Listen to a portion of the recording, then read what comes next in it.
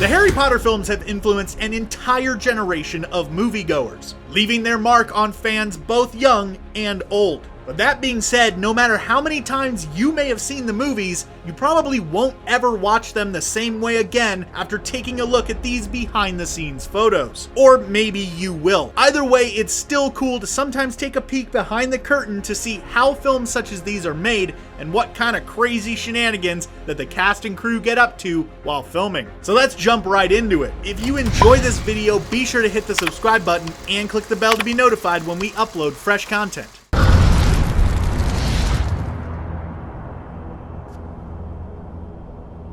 It was foolish of you to come here tonight, Tom. Buddy. Despite being mortal enemies on the big screen, we're all pretty much aware that the actors of the Harry Potter franchise don't actually hate each other the same way their characters do. But it's still pretty weird to see them palling around in between takes. Something about seeing Harry and Dumbledore smiling while standing next to Bellatrix and He Who Shall Not Be Named is just a little odd out of context. Or even seeing Dumbledore and Voldemort sharing a quiet moment together is just not something that you ever think about seeing. So just try to push those images out of your mind the next time you watch Harry and Voldemort dueling to the death in the castle courtyard. Now, given the circumstances, I've had to make other arrangements. Have you? Yes. Why? Digital magic.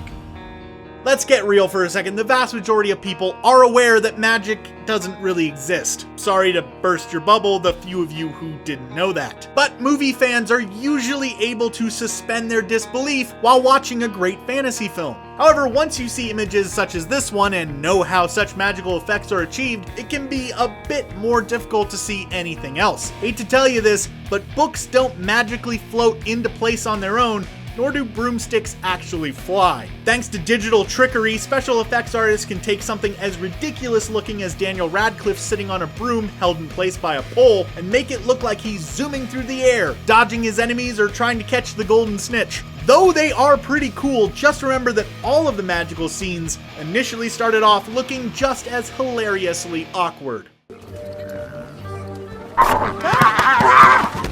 Don't be such a wimp, Longbottom. Okay. Not so fantastic beasts.